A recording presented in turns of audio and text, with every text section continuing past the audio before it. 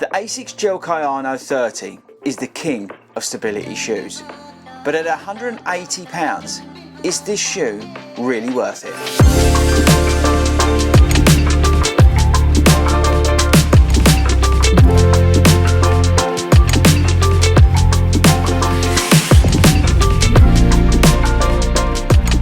What is up everybody, and welcome to our review of the Kayano 30, the GEL-KAYANO 30 from ASICS. Now let me know in the comments, have you got version 1 to 30? Let me know which one you've got in the comments. Right, okay, so before we get into the review and how this review is going to work, actually, we're going to talk about the stats and features, we're going to talk about the things I like and the things I don't like, and also at the end of the video, I've got some bit of, what's the best way, consumer advice. But before we do all that, let's do a quick disclaimer. Okay guys, so this shoe was supplied to me by the awesome guys at Start Fitness. You can use the code 40runs and get 10% off at startfitness.co.uk, including on this shoe. They're also sponsoring this video, but all my views are my own. They don't tell me I have to say this, they don't tell me I have to say that. I'm going to say anything I want, and hopefully by now you know on this channel I'm always going to say it how it is. Right, so with the disclaimer out of the way, let's get stuck in with the GEL-KAYANO 30. Okay, right, so with the disclaimer out of the way, let's get into the Kayano 30. And like I said, let's do first the stats and features. And there's quite a lot going on here because this is some major changes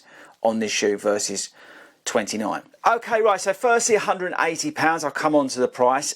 We've got rid of the light trust system. We've now got this 4D guidance system. Yes, 4D as in 4D, not 4D. Okay, right, so I'm going to read some of this out on this 4D guidance system because I don't want to muck it up. So essentially, ASIC's latest approach to stabilising the foot based on biomechanical research. It tackles 4 dimensions: width, length, depth and time, and the medial foam unit, which is there, helps return the arch to the ideal position ready for the next foot strike.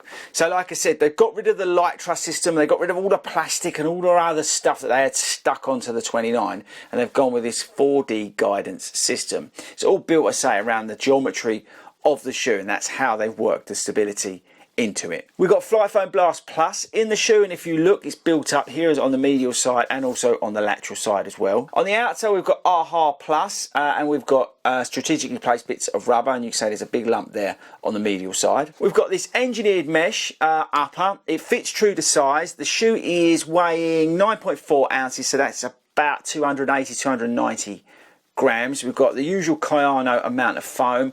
Tongue is gusseted, which is good. Traditional lacing, which is good. Look at the width on that shoe. Now, the big thing also with this is increased its stack height. So we've got a 10mm drop in this shoe, but we've got 40mm of stack now in the heel, and that's, I think, a 4mm increase versus the previous version. So we've obviously got 30mm in the forefoot. Hopefully you worked that out for yourselves. Also in the shoe we've got the pure gel. You can't see the gel anymore, but we've got like these really cool bits of pure gel now in the shoe to improve the ride, as along with the Flight Foam Blast Plus. Right, so I think that's it in terms of the stats and features. So it's a big departure from previous versions of the Kayano. Most noticeably, I think the fact that all the plastic and the light truss system's gone and the increase in stack. Right, so like I said, we're going to do the things I like and things I don't like, and then I've got some consumer advice at the end of the video for you. Before we get into that, actually, if you're new to the channel, the reason I review stability shoes is because on my left leg I do require some guidance. I wouldn't say I'm an out and out stability runner. I've tried to improve my running form to help with some of that stability and some of that pronation, but when I'm tired, when I'm a bit beaten up, I notice my pronation does go out a little bit, which is why I think and feel that I'm able to review some of these stability shoes.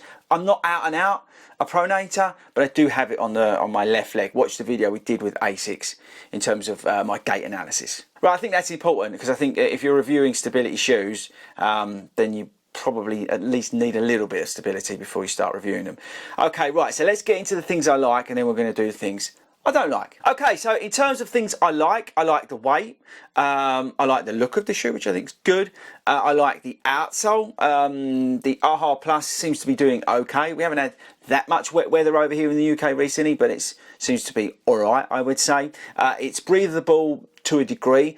I've noticed with a lot of ASICS uppers this year, they're not the coolest out there. I think the Saucony uppers are much better. I think it's an area in which ASICS really do need to look at, because their uppers are a little bit too warm this year. I like the fit, I like the feel of the shoe. I think I mentioned the weight. I like the taking away of that light truss system. I don't like shoes with stability shoes where they've got so much like plastic and all this sort of stuff thrown at it. I don't like that. I think that's too much. And I like the way that, like Puma are going or have gone, they're adding the stability, the guidance through the geometry of the shoe in other ways. They don't need to be shoving plastic or like really big medial posts into the shoe. I like the width of the shoe. I think the width is one of the big things about it in terms of the stability of it. I like the Flight Foam Blast Plus. I think the ride's really nice. I think this has really benefited from the increase in stack. I said it's about 20% more foam in this shoe versus the previous version. So overall, I like the ride. Is this the fastest thing in the world? No. But is this a daily trainer for stability shoe wearers? Yes, it is. And is it comfortable? Yes, it is. Right, okay, so the things I don't like. The biggest thing I don't like is the price. I can't get away from the price, and I'm going to talk about that in more detail in just a second.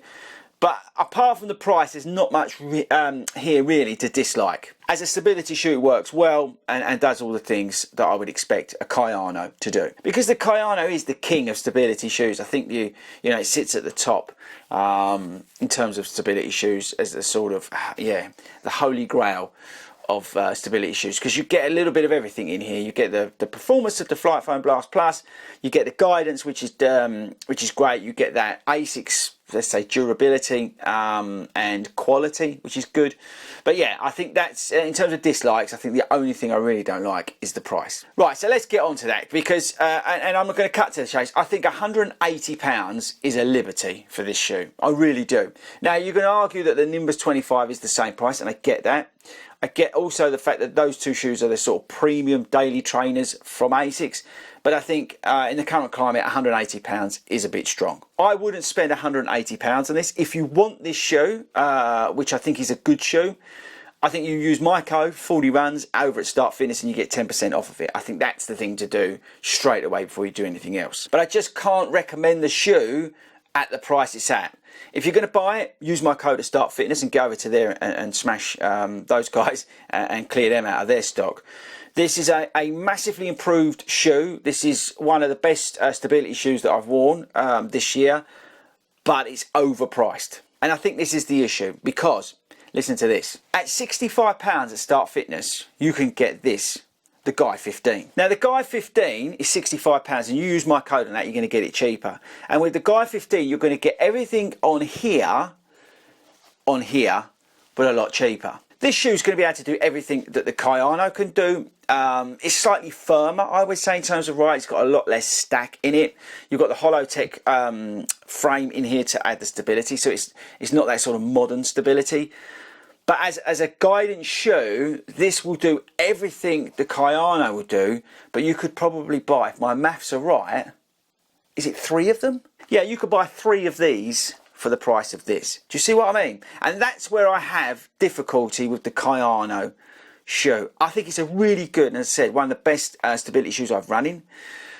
But at £65 and then adding my code on at Start Fitness, I personally would recommend you buy the Guy 15. So there we go, people. Really like the Kayano 30, really like it, great shoe. They've turned it up, changed it, made it so much better than previous versions. But at £180, it's not justifiable. If you want to spend that £180 or you want to go for the Kayano 30, go to startfitness.co.uk, use my code and grab the discount there. But personally, I'd rather you buy these, the Guide 15.